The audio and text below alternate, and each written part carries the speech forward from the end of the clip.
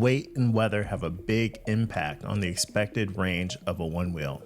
In another video, I completed a range test on the GT S-Series in the winter weather, and now in the warmer months, I'll do it again.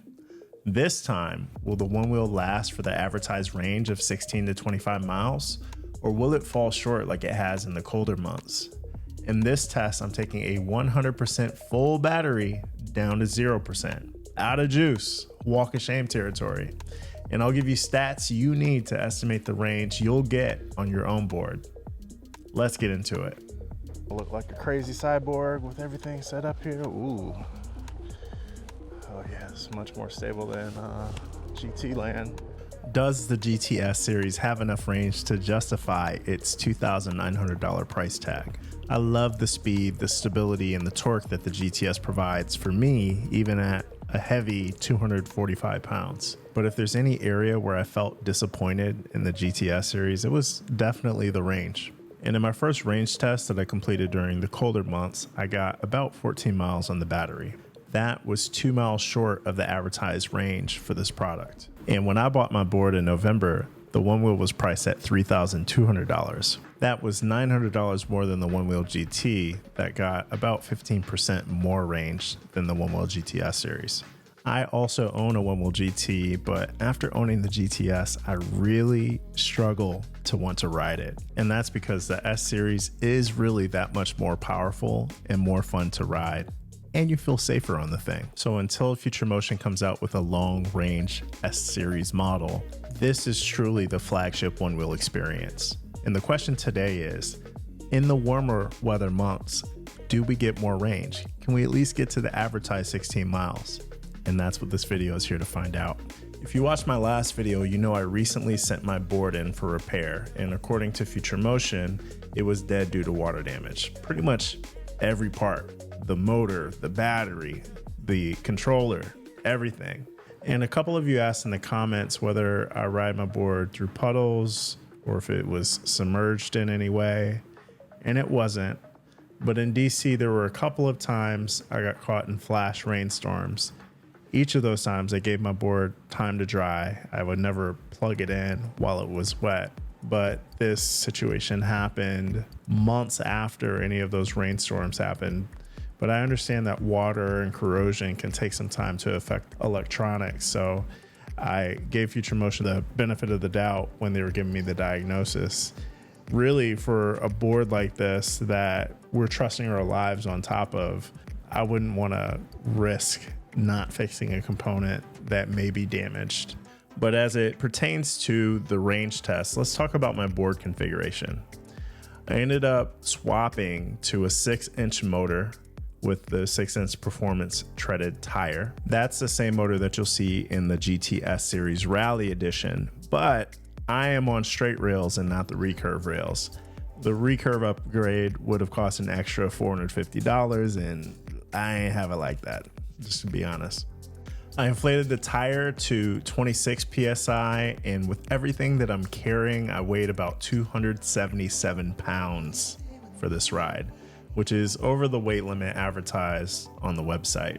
This ride was recorded on August 20th in Washington, DC, and the weather was in the mid to high 70s.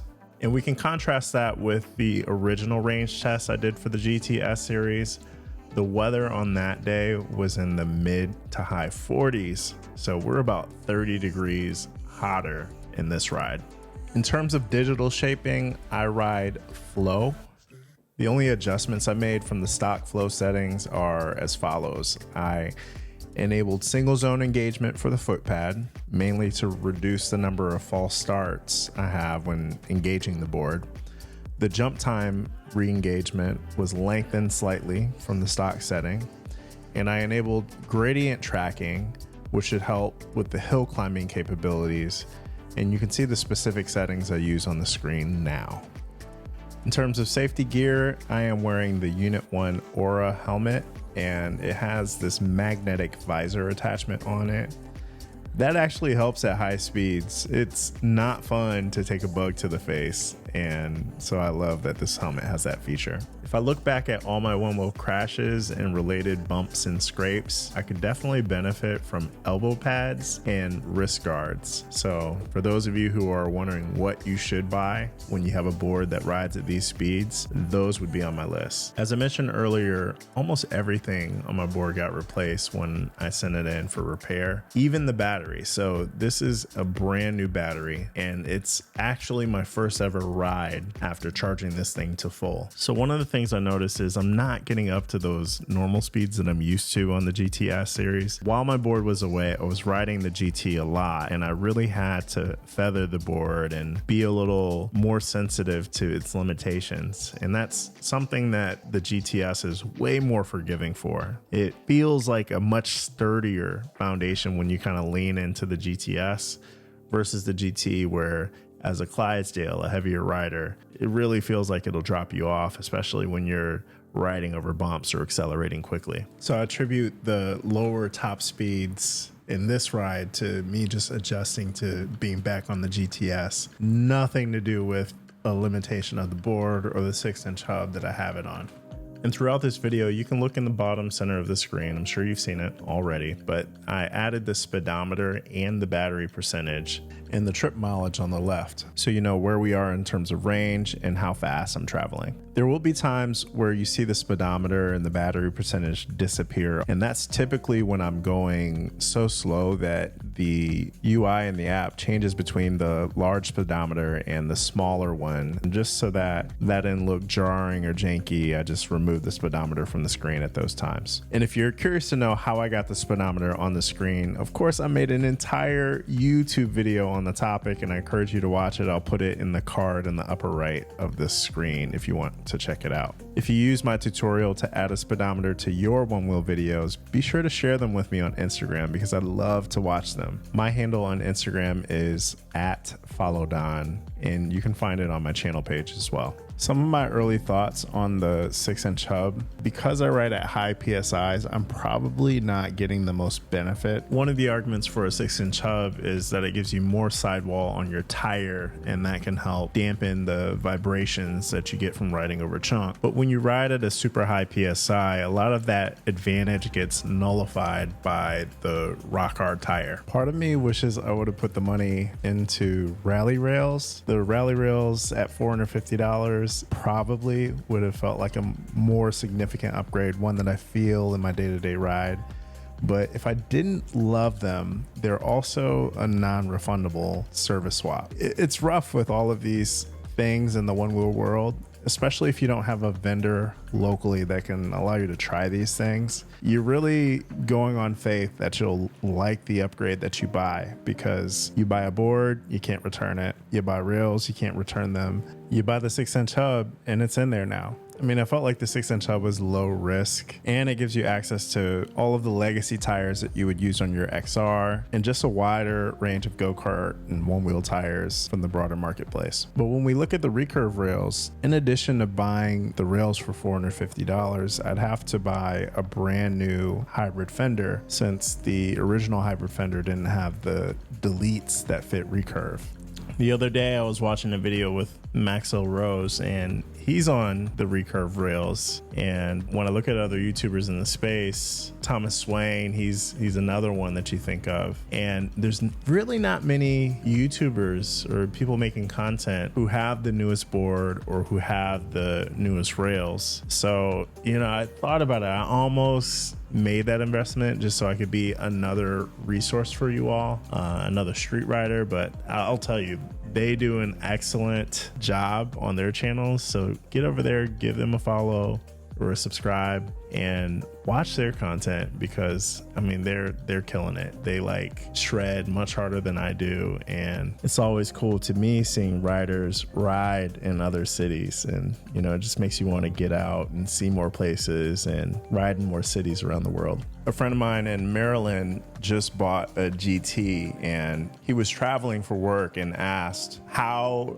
do you fly with these things? How do you take your one wheel with you when you're traveling? And my answer to him them. I mean, really for the GTs, you don't. Javier also weighed in on the topic. He said you have to plan for it and you have to ship your board ahead of your trip, or you disassemble it, and that gets really technical, and it's probably not something that you'd encourage a beginner to do. My answer, and this is something I've done when traveling, I use friendwitha.com. So friendwitha.com. What I like about that service, in addition to having the ability to rent a board where you are, is it connects you to the community in that area, because usually the owner of that one wheel knows about the group rides, knows about the other people in the community, and can introduce you to a bunch of people right away. When I went to North Carolina, I got connected with the Oak City crew through Joe, who rented a board to me. Joe was so hospitable that it was wild. Like, I was going to be late to pick up the board,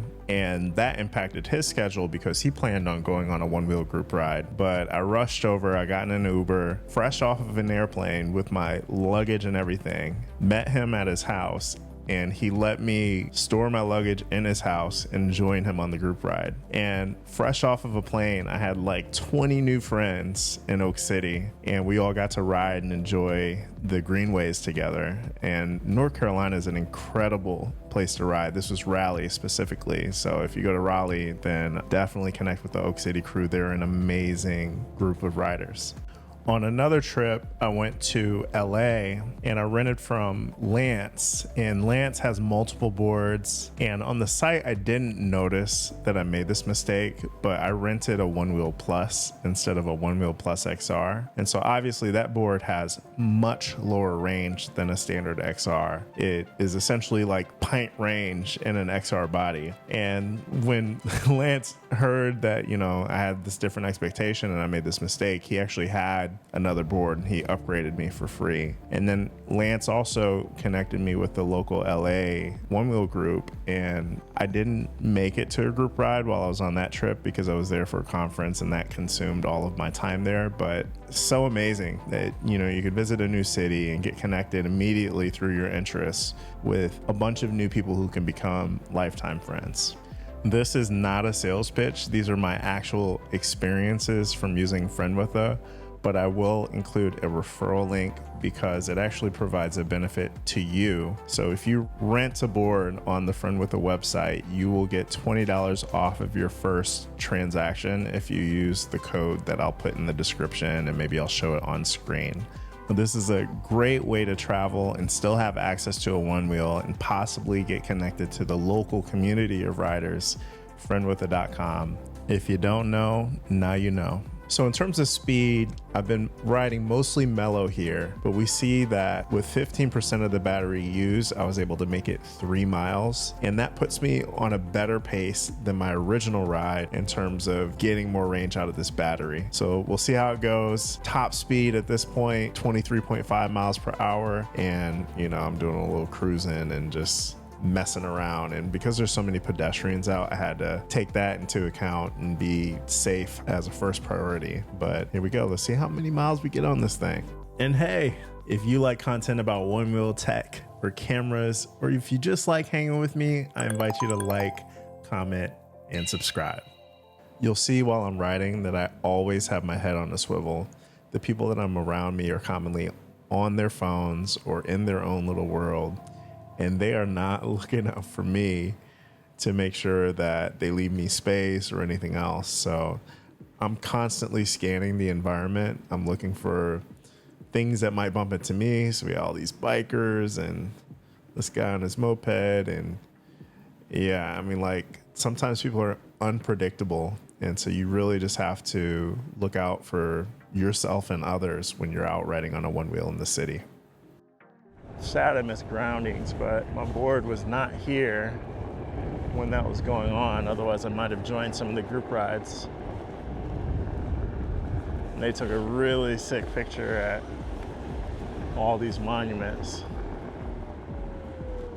Just like, hey, here's my picture, here's my picture, here's my picture, yay. All right, cool. So I mentioned Groundings, and DC had a huge PEV meetup tons of sponsors, tons of people coming from cities all over the country. We had Canadians, Chicagoans, we had Michiganders, we had people from North Carolina, South Carolina, everywhere. And I missed out on that ride. And really, I was a little traumatized because there were threats of rain in the forecast. And I felt like if I went out in my GT and I lost a second board, that would be too big of a blow. As someone who uses the Onewheel as their primary transportation device, you kind of have to have 2 boards minimum in your stable. It's like the basic principles of backup. If you have one, you have none.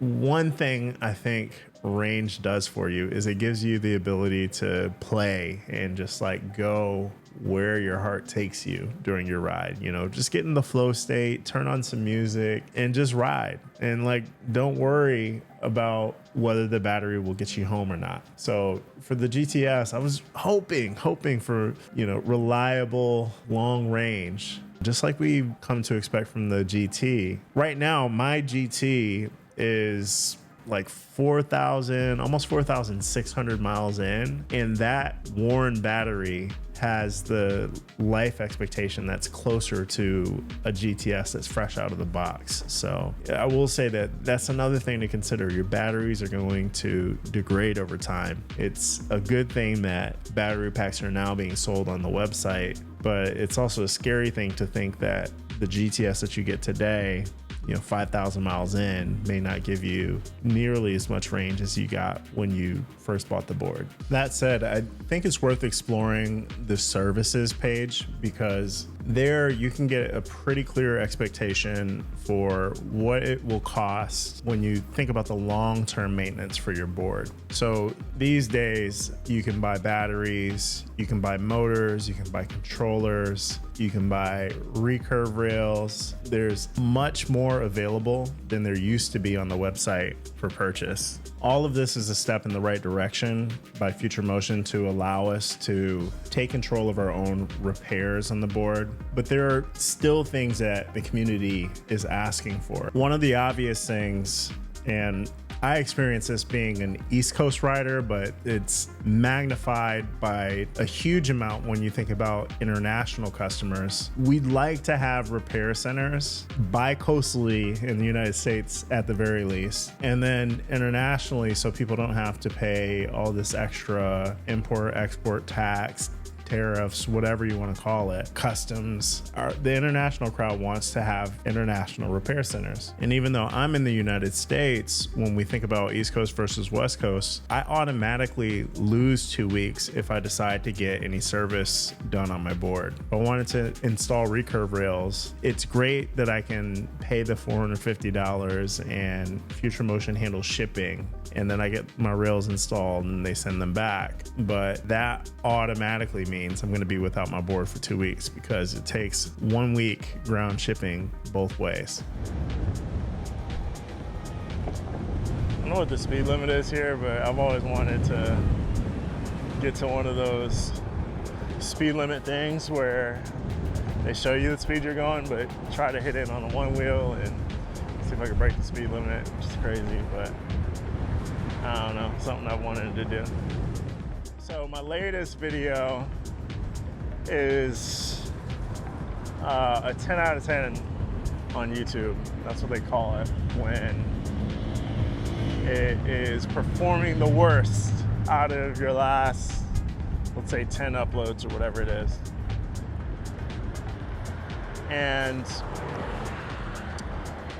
I think part of the reason for that is for my existing subscriber base, like they don't care about microphones and how well they perform.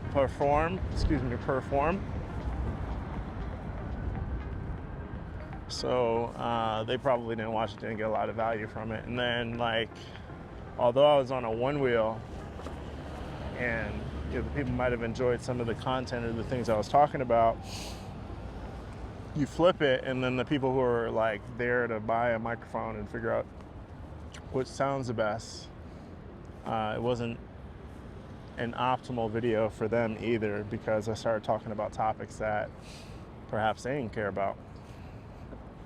So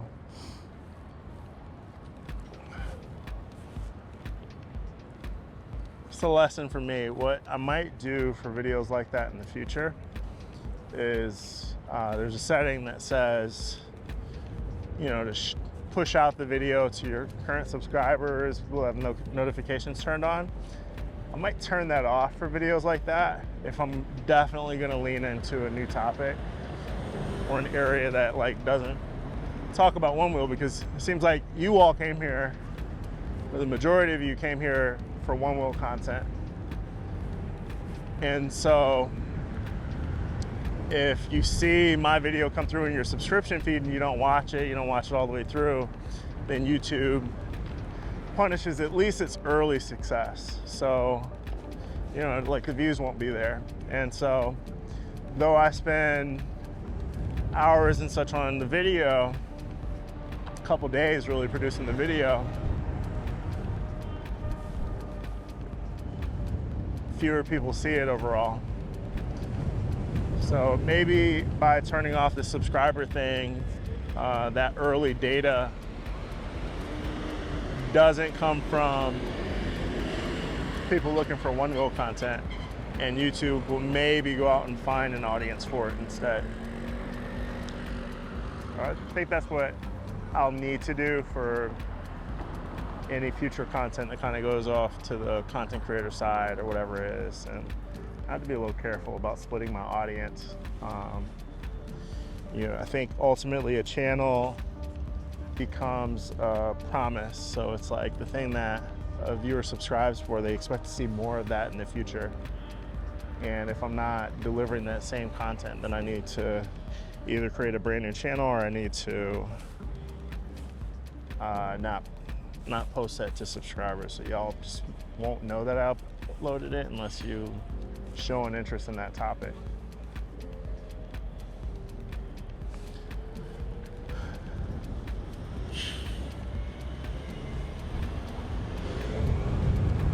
All that said, if you didn't watch my last video, go watch my last video, because again, I talk about what happened to my board and, you know, the mic stuff. It's cool if you decide that you want to make videos where you're out riding your Onewheel. And if you want people to watch it, I'll tell you, like, one, if you want people to watch your Onewheel videos, talk in the Onewheel videos. I'd recommend that you don't just play music in the background. Like, talk to people.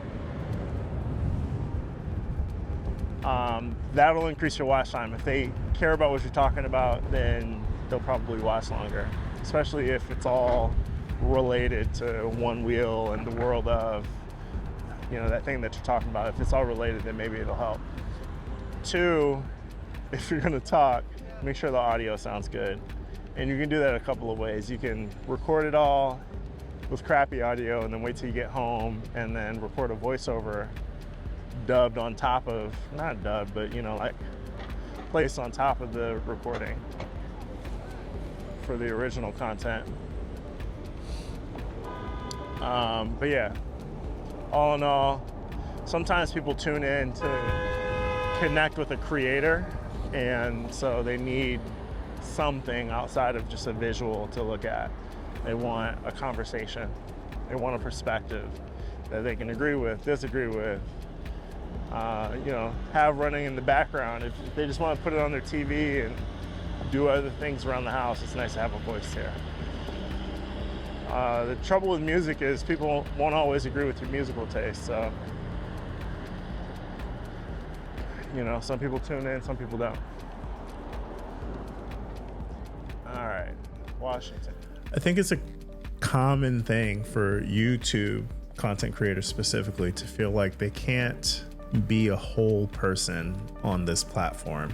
The entire concept of channels, it lends toward specialization. It lends towards you setting a promise that you are willing to come and show up and fulfill to your viewers. And that promise is more of a singular thing than a dynamic thing. I really think it's the rare creator that can do a lot of different things, or as it's called, like have a personality channel. And maybe for me, it's just like I'm not as infectious a communicator or a human being to just do anything I want on the channel, to talk about microphones and then to talk about Onewheel, and then branch off of that, and maybe I take you into how I'm trying to lose weight doing VR boxing, and then on another day I show you how to shoot better pool.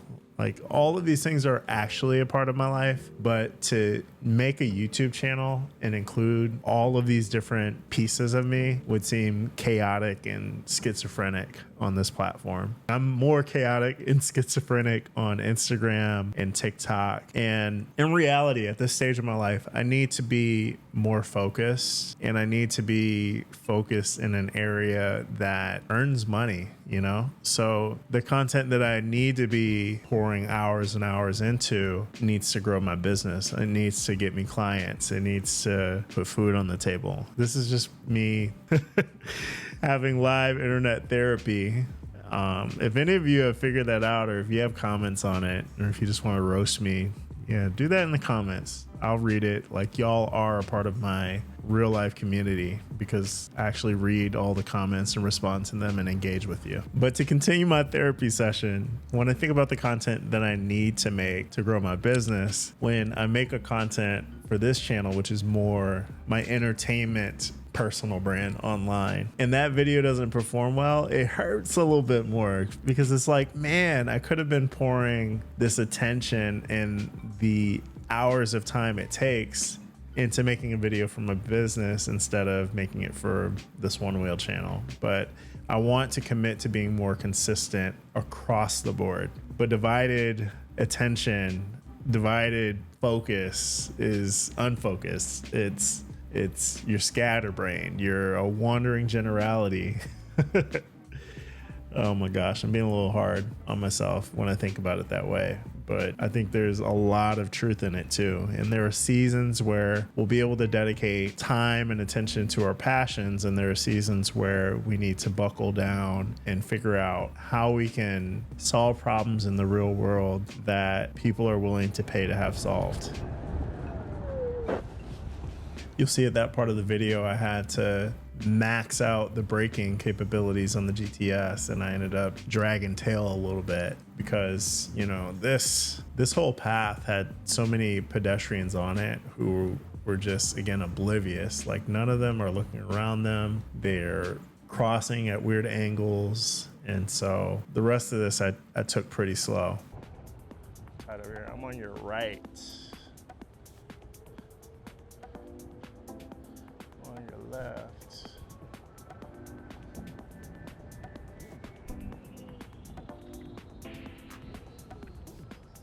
Left.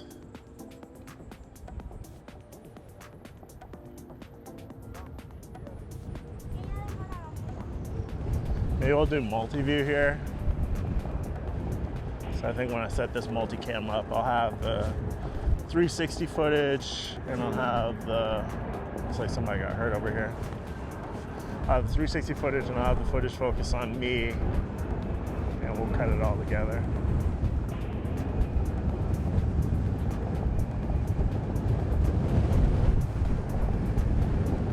Maybe we'll release this one in 8K. We'll see about that. Yeah, I think I'll try 8K. Might tax my computer too much, but we'll see. And while this video plays, I'll talk to you all about my almost 2,000 mile impressions from owning a Onewheel GT S-Series. For Onewheel future motion boards, the GT S-Series is the top of the line option. The original price when I paid for it was $3,200, and now the starting price for a GTS has reduced to $2,900. And if that feels like it's out of your budget, I might recommend staying away from riding the board, trying the board, all of the above. And one of the main reasons I say that is because once you ride a GTS, it is so hard to readjust your expectations for what a Onewheel can be and to ride another board. And the thing about it is there's there's nothing wrong with a Pint X or a Onewheel GT. Once you try those boards, if that's your only experience on a Onewheel, once you have a GT, what you end up doing is you learn to work within the limitations of that platform. You learn that, hey, I can't accelerate super fast. I can't ride up the hills really fast. Like, I have to be aware of the limitations of the board, and Haptic Buzz is a good guide to tell you what's possible and what's not on that board. But what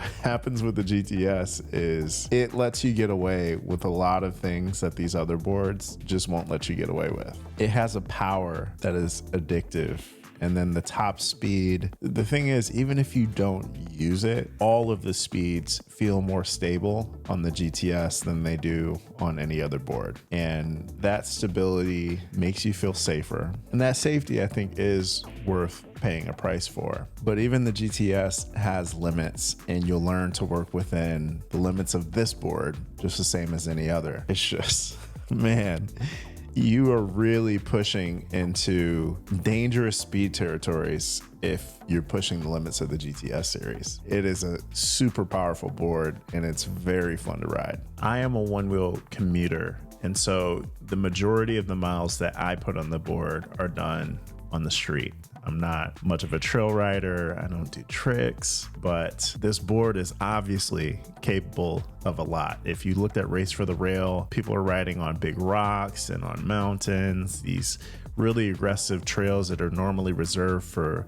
bikers, and the board can do it all. It's a really incredible and durable piece of machinery. But in the commuter context, I think the features or the capabilities of the board that we pay the most attention to are certainly range. I think weight makes a difference, especially for me. So I live on the 3rd floor of a building that has no elevator. So when I get home, every time I get home, one of the things I'm carrying is my Onewheel up a few flights of stairs. So although the decision to go with the smaller battery pack on the GTS versus the GT, although that impacted the range, it actually is kind of nice to carry a lighter board when I'm hauling it up the stairs to my apartment. However, when I think about what the next Onewheel could be, the obvious thing that comes to mind to me is something that has the performance of a GT S-Series, but has more range. And inevitably, unless you change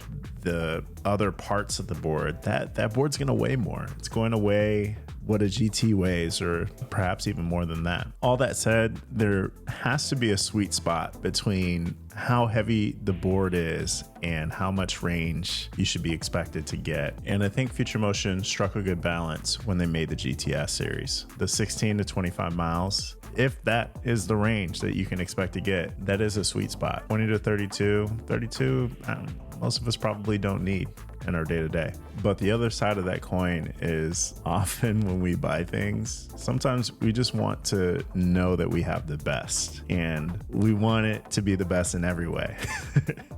The thing is, you can't really have the best range and also have the best weight. Often I'll see people in the comments say, just get an EUC. They're more powerful. They have so much more range. But going back to this idea of weight, if you look at something like a Veteran Sherman S, that thing weighs 96 pounds. And for me to carry that upstairs with groceries or whatever it is, that's too much. It's just doing too much. To me, it's absolutely incredible that something that weighs 33 pounds can move me at 25 miles per hour. It's carrying me like I am 241 pounds by myself. And then when I load on my backpack and such, just like in this ride, I might be above 270. And that 33-pound device is propelling me at 25 miles per hour for up to 16 to 25 miles. Now, granted, when I did this range test in the wintertime, I only got 14 miles, but here we're on track to do quite a bit better. And if your mileage needs aren't so extreme,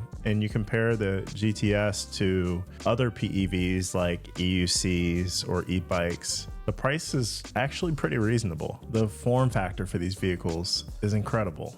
I mean, you have something that is smaller than a Pelican case with such a small footprint on the ground that can easily slide under a chair or a table if you're taking it somewhere. So many times I'll go to a bar or a restaurant somewhere in the city, and I don't have to worry so much about my board. I can lean it against a wall. I can slide it under my chair because I have the air tag in it, and it's like a weird enough PEV that most people wouldn't even know how to ride it if they were to steal it. I just don't worry about it, and I bring it with me, and I set it where I need to set it, and it's available for me when I need to commute back. And in terms of gear that I need to wear to protect myself, the helmet is enough. If I keep my speeds in check, I can run out 15 miles an hour if I needed to in an emergency. So if I keep my speed in check, I really don't have to wear a ton of safety gear. And so I can travel light. I can wear the clothes I would normally wear. I mean, if I had to complain for a second, and this is like a little nitpicky, it's a little crazy, but whatever stance you ride in is pretty obvious because your back foot, your back shoe specifically, is going to get so much dirtier than your front shoe. So my shoes, I have to like worry about cleaning the dust off of, and it's always, in my case, the right shoe that's a ton dirtier than the left shoe. That's a bit of a pain, but I actually look forward to commuting. I mean, earlier in this ride, I actually stopped and had a conversation with an EUC rider, and he kind of had to do this little shuffle to idle. Like, idling on that device is much trickier than idling on a one wheel. For a one wheel, I just stand up straight. I keep my center of gravity over the tire. I'm chilling, and I can turn at a tighter radius than most EUC riders. I can turn better than an e-skate electric skateboard rider and a scooter, and you name it. Like, this is such a unique and pleasant board to ride on.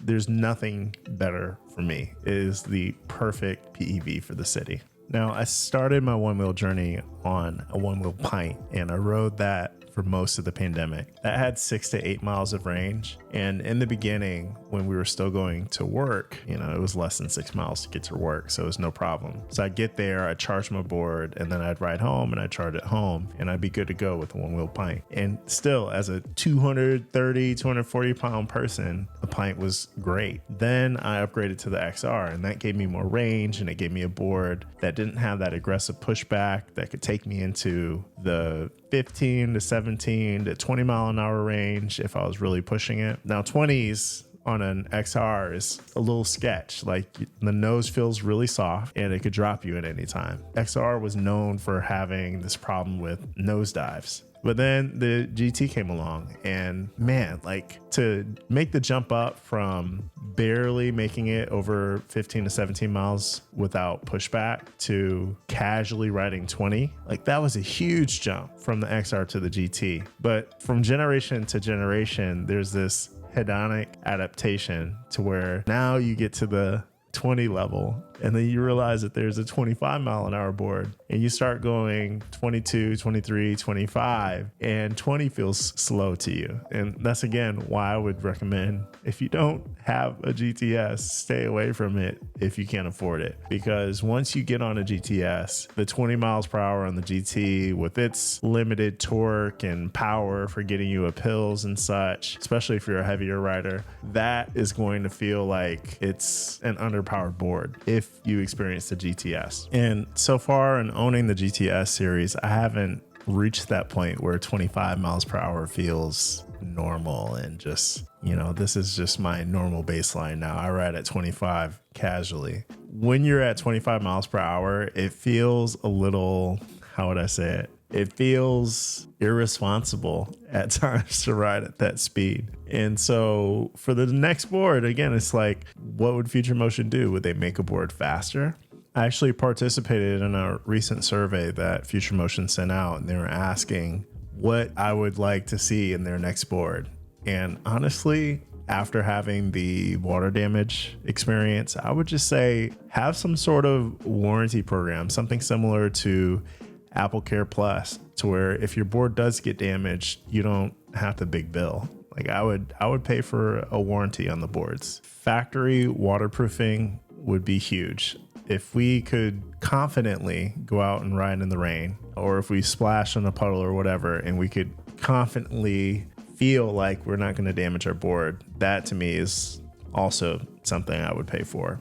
And let us customize the board at the factory to our liking. I mean, really, like, we should have recurve pint. We should have recurve pint X, recurve GT and GTS. If you want those rails, let us buy it at the factory as such. If we choose to buy FST, the fluid stance technology, let us have that installed out of the box. That'd be really cool. I mean, I suppose then they'd have to design packaging that fits all of these things. But I think there's a good subset of people who just want to take the thing out of the box, have it configured as they'd like, and just be able to go. I know even when I'm changing my foot pads, this sounds crazy, but I'm worried about breaking the retainer ring. And so I'll keep things as stock as possible, just so I'm not inside of my board until I need to be, until I need to replace that tire or until I need to replace the foot pads and such. I'd rather stay out of it so that my board is in warranty, or as in warranty as it can be. And that's another thing. I would want longer warranties. Right now, 1,243 miles of warranty is all you get.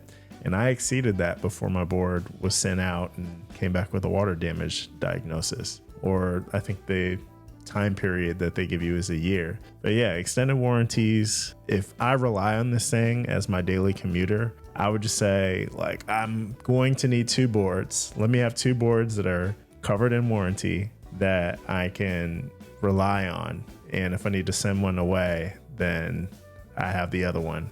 For buyers in the United States, I'd say bi-coastal at minimum. Repair facilities and demo facilities would be great. If we had somewhere locally that we could count on that distributes Onewheel, that fixes Onewheel, and that can let us try things like the recurve rails before buying or the FSTs before buying, that would make me feel much more confident about making purchases with Future Motion. It's actually wild to think that we all took chances on these $1,000, $2,000, $3,000 boards, and all sales are final. You get these things home, and I know some newbies, they ride, they have a bad experience, they crash, they hurt themselves, and then they sell the board with less than 100 miles on it. And if there were local people there to not only sell you the board, but to make sure that you learn to ride it safely, to very much encourage that you wear the appropriate safety gear, that give you a proper demo experience so that you know, hey, here's the benefit of buying this part versus this part, that would go a long way to growing the community. The 300,000 plus boards that have been sold from California, that's pretty incredible. But imagine if you had local champions in your city that could spread the gospel of Onewheel and let more people experience this thing. And it's tough, you know, Onewheel travels to select cities and they do the little Eventbrite thing and they say, hey, come ride our sandcastle or whatever it is. But that hasn't ever reached DC. Now, luckily in DC, we have Capital Paddle Sports, Bruce, who sells Onewheel. But the issue that we have, at least in DC, is he doesn't have any S-Series boards for demo. He doesn't have any recurve boards for demo. And so unless another rider in the community purchases that and then lets us all try it, we all just kind of have to go with what we know. So to me, it's obvious that one of the next steps that need to happen in order for the sport to grow, in order for the community to grow, for this to become a more mainstream thing, is we need local representation for Onewheel. We need Onewheel in all of the major cities with repair support, with sales support, with demo equipment, with knowledge about the boards and maintenance and all the rest. We need that in every major city. And ideally, a first party experience is available so that people become more comfortable with this thing.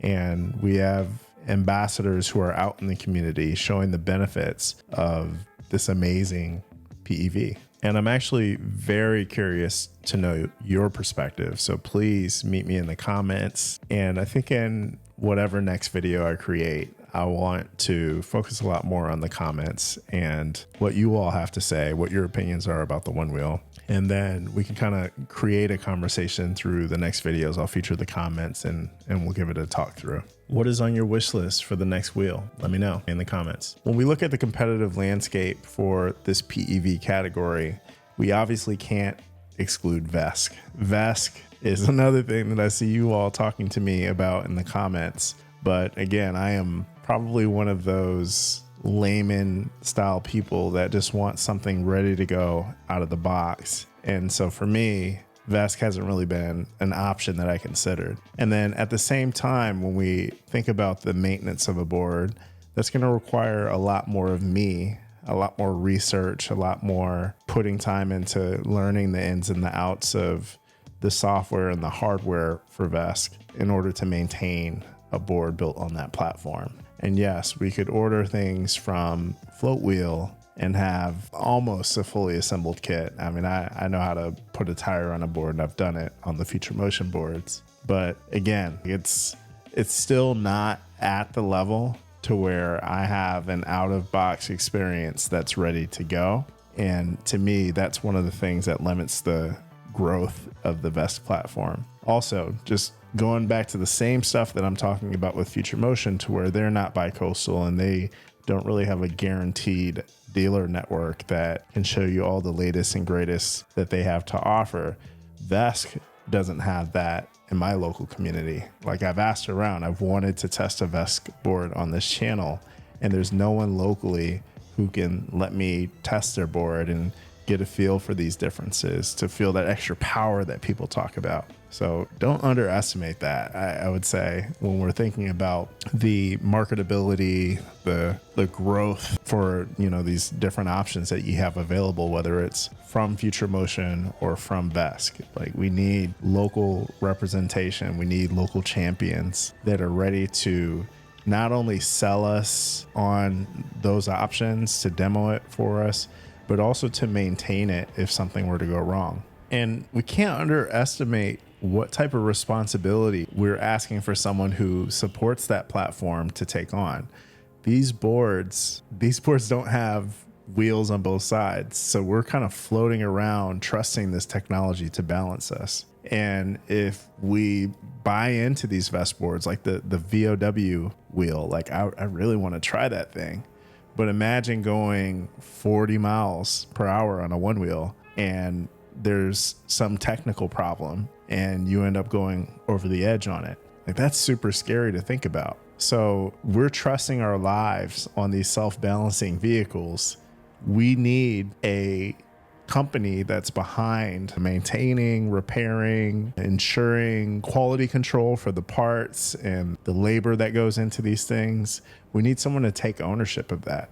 I think that gives us some assuredness that we're buying into a platform that is going to take care of us. And I think we can extend this conversation and include Future Motion in the list of companies that can do a better job of communicating with their clients, with the people who buy the boards. Because when you send the board back and there is a copy and paste response, hey, this wasn't working up to specification, so we need to replace it, it's required. Again, personally, I just have to trust that and go with it, because I'm on this self-balancing device that I wouldn't appreciate if this thing dumped me at 25 miles per hour. So if they say it doesn't work up to spec, I need to trust in what they're telling me there. But the thing about it is this a component problem that is likely to be in a series of products that you're getting from a supplier? Is this something that, needs to be recalled?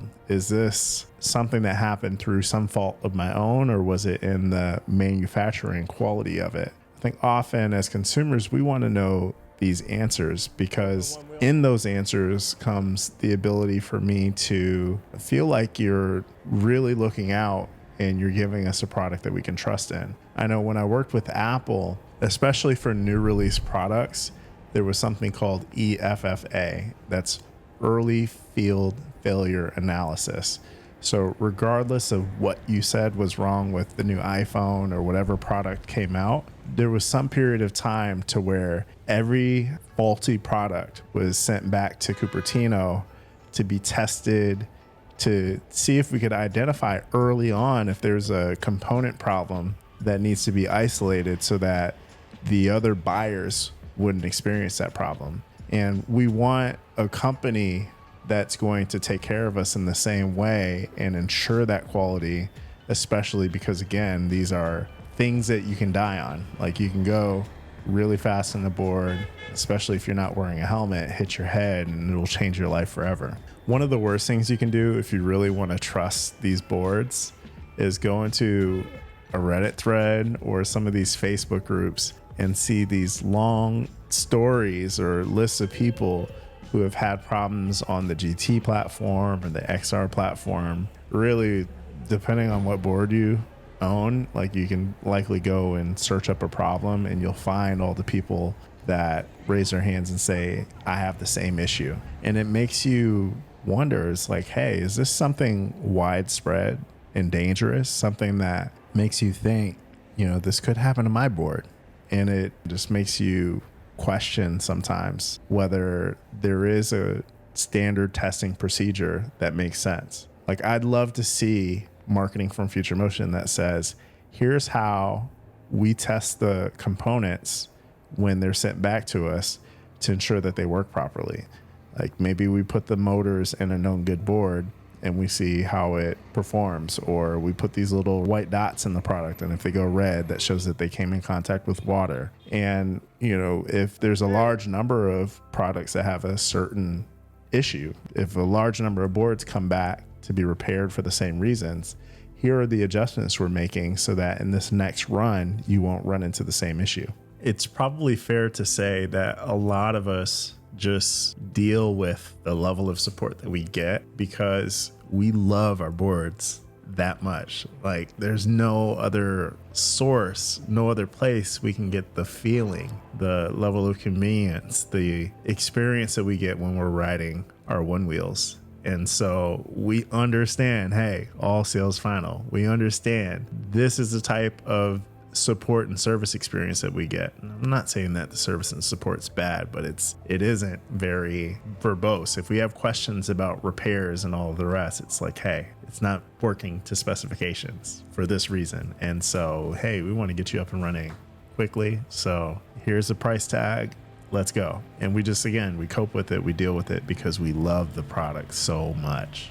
And we're also critical about the Onewheels because we love the product so much and we know it could be better in certain areas. And we're passionate about spreading the love and we want to be able to love and trust the product and the company that makes it. But, there were just things that rub us the wrong way at different points in times that we suck it up and we say, hey, this comes with the territory of owning this product. I know personally, I am grateful that this product category exists. I'm grateful that Kyle built a business around manufacturing and marketing and disseminating these amazing boards. Like, my life is certainly better as a resident in Washington, D.C. because the Onewheel exists. This is something that I've used just to clear my head on a rough day. It's something I use to get around the city. It shrinks my city for me. I really couldn't even live where I currently live and enjoy the city unless a product like the Onewheel existed. And the niche nature of this board makes you feel instant camaraderie with other people who decide to use this as their vehicle of choice for commuting. It's connected me to a community of really amazing people, including the people who watch these videos on YouTube, you all. So I am eternally grateful. I love that this thing exists. I want to see the business succeed. I want to see it grow and improve. The Onewheel has to be one of my favorite things I've ever purchased. Like, I don't know if there's anything better. Maybe my iPhone. Like, I use my iPhone every day. I use my Onewheel just about every day. Those two things are like top of the heap for me, for sure. We got it. I anticipated this walk of shame, so I brought this trolley system from one of the viewers, Mitch Lee, and it helped me to wheel my wheel home.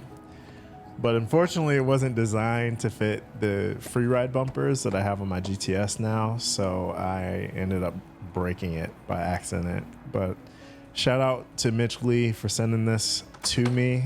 If you're anywhere where you have to walk your wheel rather than ride, his trolley product is clutch. And here are the stats for my full ride. In the warm weather, the GT S-Series actually delivered the advertised range. If I can regularly get 18 miles, I am a happy camper. Really, even 16, I'm happy with. The big distinguishing factor for range may actually be speed. So maybe I test this again when I'm pushing a higher average top speed. Even if you skipped ahead, thank you for watching the video. And I want to hear from you in the comments. My next video will be comment based. Onewheel is great. Go ride. Peace.